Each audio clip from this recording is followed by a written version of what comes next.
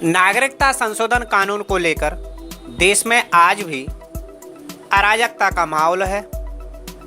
हर शुक्रवार को जुमे की नमाज के बाद मुस्लिम समुदाय के लोग सड़कों पर आ जाते हैं।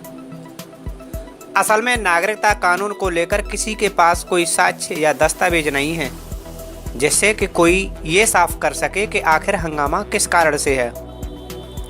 सिर्फ और सिर्फ मौखिक रूप से इसे हवा दी जा रही है। वहीं बीजेपी कह रही है कि इस कानून में ऐसा कुछ नहीं है जो भारत के मुसलमानों को कोई दिक्कत हो। वहीं विपक्षी दल अपनी राजनीतिक रोटियां सेकने में लगे हैं। यहां आपको एक बात और साफ कर दूं कि जिस कानून का कांग्रेस नेता विरोध कर रहे हैं, दरअसल उसी कानून को लेकर 2003 में कांग्रेस नेताओं ने मांग उठाई थी। ये हम नहीं कह रहे, बल्कि केरल के राज्यपाल मोहम्मद आरिफ खान का कहना है। अभी दिल्ली के शाहीन बाग में लोग धरने पर बैठे हुए हैं, महिलाएं धरने पर बैठी हैं। इसी के चलते हमने अपनी पड़ताल में फिरोजाबाद जिले के कुछ संभ्रांत लोगों से बात की, नेताओं से बात की।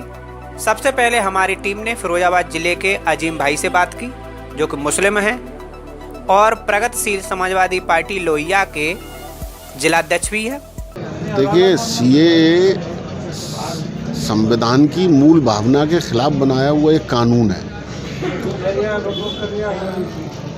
और एनआरसी और सीएए को अलग नहीं कर सकते। सीएए आया क्यों? जब आसाम में एनआरसी हुई और उसमें 19 लाख लोग ऐसे निकले जिनके पास कागजात नहीं थे, डॉक्यूमेंट्स नहीं थे। उन 19 लाख लोगों में 14 लाख हिंदू धर्म के लोग थे और 5 लाख लोग मुस्लिम थे। तब बीजेपी ने ही इस एनआरसी को जो आसाम में लगी उसका विरोध किया। जब विरोध हुआ तब सीए आया। तो अब शक्ल ये है कि जो लोग जिनको घुसपैठिया कहा जाता था, अब उसमें से जो हिंदू भाई हैं उनको तो इस कानून के ज़रिए अंदर ले लिया जाएगा, बाकी नहीं नागरिकता मिल पाएगी। इसलिए ये संविधान के खिलाफ है और संविधान की मूल भावना धर्म विशेष पर नहीं है। संविधान की प्रस्तावना में हम भारत के लोग हैं, हम भारत के हिंदू, हम भारत के मुसलमान, हम भारत के सिख, ये नहीं है।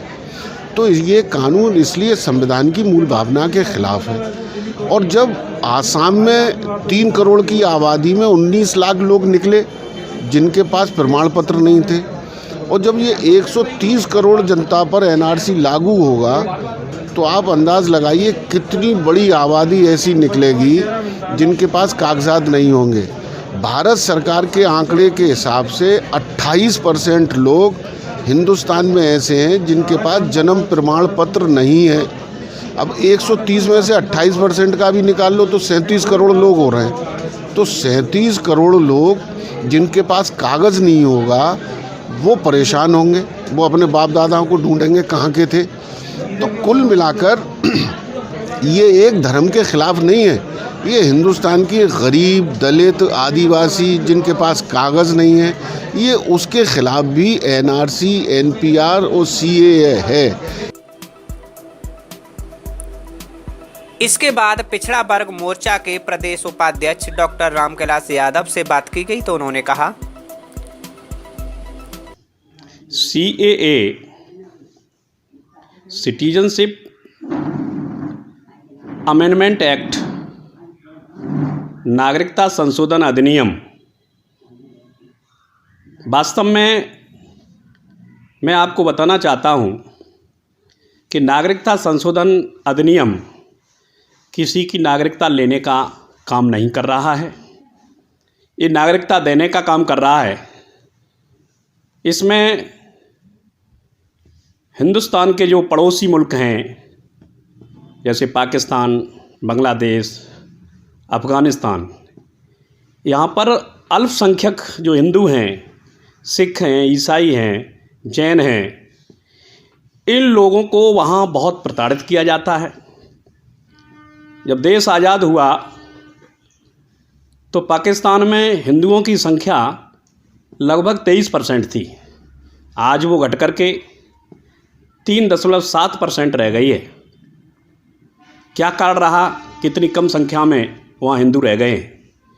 वहाँ के हिंदुओं को बेइज्जत किया जाता है, लड़कियों को तमाम तरह की परेशानियाँ शादी ब्याह में, तो वहाँ का हिंदू बहुत प्रताड़ित है आसपास इन तीनों ही देशों में। तो जो कई सालों से यहाँ भाग करके हिंदुस्तान में आ गए हैं अपनी इज्जत बचा करके, तो वो ये जो नागरिकता संशोधन अधिनियम है केवल उन शरणार्थियों के लिए है कि जो अल्पसंख्यक लोग इन तीनों देशों से आए हुए हैं, उनके लिए ये संशोधन है।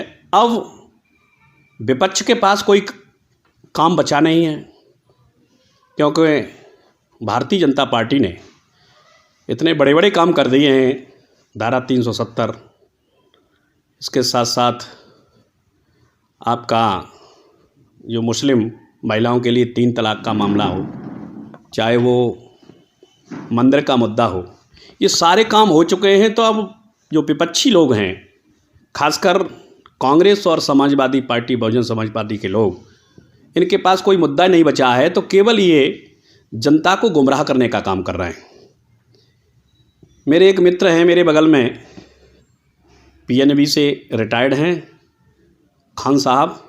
वो उस दिन मुझे बता रहे थे कि फिरोजाबाद से एक फ़ोन आया मेरे पास, और उसमें वो खान साहब पूछ रहे थे कि भाई साहब, हमारे पास तो राशन कार्ड है नहीं, पुराना कोई सबूत नहीं है, अब हम लोग हिंदुस्तान में कैसे रह पाएंगे। तो इस तरह के विरोधी लोगों ने हमारे जो अल्पसंख्यक लोग हैं, खासकर मुस्लिम समाज के लोग हिंदुस्तान के, उन लोगों को गुमराह कर दिया, और वो गुमराह हो गए, इसलिए इस तरह की ये उपद्रव हुआ है। मुझे बड़ा खेद है कि फिरोज़ाबाद में 6-7 लोगों की हत्याएं भी हुई हैं, लेकिन वो हत्याएं भी आपस में उन्होंने गोली चला करके, इसमें किसी दूसरे ने हत्या नहीं की है, आपस में उन्होंने गोलियां चलाई हैं, और उन्हीं की गोलियों से वो अल्पसंख्यक लोग हैं वो बेचारे मरे हैं। इसके बात का मुझे बड़ा खेद है। मैं फिर दोहरा रहा हूँ कि नागरिकता संशोधन अधिनियम किसी की नागरिकता लेने का काम नहीं कर रहा है, ये केवल नागरिकता देने का है। यहाँ के जितने भी अल्पसंख्यक खासकर मुस्लिम लोग हैं, उन लोगों से मैं पुनः कहना चाहता हूँ कि उनको किसी भी प्रकार की यहाँ की नागरिकता का कोई भी खतरा नहीं है, उन्हें किसी भी प्रकार की कोई भी हिंदुस्तान में परेशानी नहीं होगी। जहाँ प्रदेश की सरकार दंगाइयों को दंडित करने का काम कर रही है, वहीं प्रदेश के पूर्व मुख्यमंत्री अखिलेश यादव घर घर जाकर 3-3 लाख रुपए का चेक दे रहे हैं, आने वाले समय में पेंशन देने की बात कर रहे हैं। सरकार किस मोड़ पर खड़ी है, क्या एक्शन लेना चाहिए?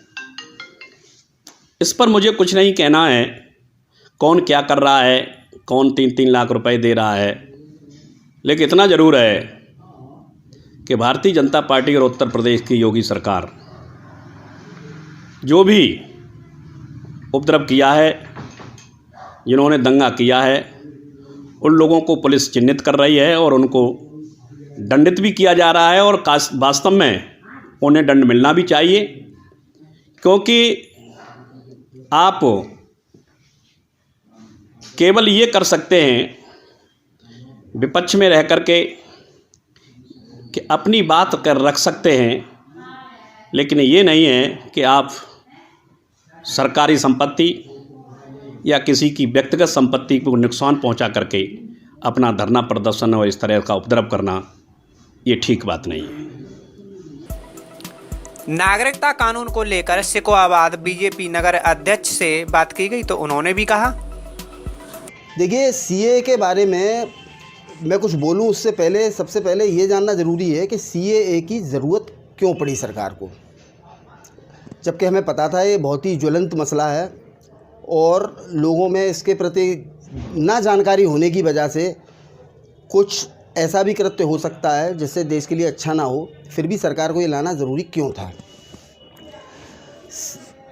आज़ादी के समय पर जब हम लोग आज़ाद हुए 1947 में, तब स्वेच्छा से लोगों से कहा गया कि जो लोग पाकिस्तान जाना चाहें पाकिस्तान जा सकते हैं, जो लोग पूर्वी पाकिस्तान, जिसको आज हम बांग्लादेश कहते हैं, बांग्लादेश जाना चाहें बांग्लादेश जा सकते हैं। किसी के ऊपर कोई दबाव नहीं डाला गया था। जो मुस्लिम भाई हिंदुस्तान में रहना चाहते थे उन्हें स्वेच्छा से हिंदुस्तान में छोड़ा गया। लेकिन आज़ादी के समय पर पाकिस्तान में हिंदुओं की, जो कि वहाँ पे अल्पसंख्यक थे, उनकी आबादी 23% हुआ करती थी और बांग्लादेश में ये आबादी 30% हुआ करती थी। आज वो लोग कहते हैं कि वहाँ पर हिंदू बहुत ही आराम से रह रहे हैं, उन्हें कोई तकलीफ़ नहीं है, लेकिन उनकी आबादी घटकर 1.5% रह गई।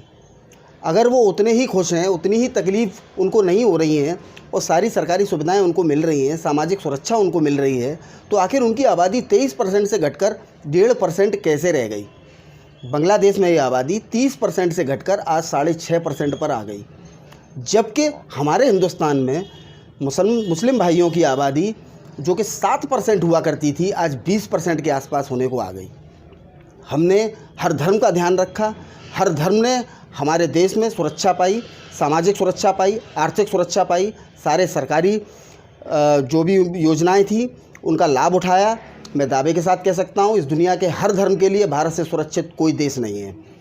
अब ये आबादी जो कि 1.5% पर आ चुकी है पाकिस्तान में और 6% पर बांग्लादेश में आ चुकी है, अगर इस तरीके का कानून हम नहीं लाते हैं तो आपको नहीं लगता कि वहाँ पर ये आबादी बिल्कुल ज़ीरो हो जाएगी? आखिर पूरे विश्व में 200 देश हैं, हिंदुओं के लिए और कौन सा देश आप सुझाएंगे जहाँ पर वो जाकर सामाजिक सुरक्षा के साथ और आर्थिक सुरक्षा के साथ अपनी मर्जी से आत्मसम्मान को बनाए रखते हुए अपना जीवन यापन कर सकें? सवाल बहुत कड़वा है दोस्तों, लेकिन मुझे नहीं लगता कि हिंदुस्तान के अलावा एक भी देश है इस दुनिया में जहाँ बेचारे हिंदू शरण ले सकते हैं। अब बात आती है कि वो शरणार्थी बनकर कब तक रहें? क्या ये विश्व का दायित्व तो नहीं है कि वो भी नागरिक के रूप में किसी देश में स्थापित हों, उन्हें भी वोट डालने का अधिकार हो, वो भी कह सकें कि मेरा मुल्क ये है, मेरा देश ये है? ये बात भारतीय जनता पार्टी ने समझी और मुस्लिम भाइयों को, सिख भाइयों को, ईसाइयों को, पारसियों को ये सुविधा दी कि अगर वो भारत में अपनी जगह बनाना चाहते हैं तो हम उन्हें अपनी नागरिकता देंगे।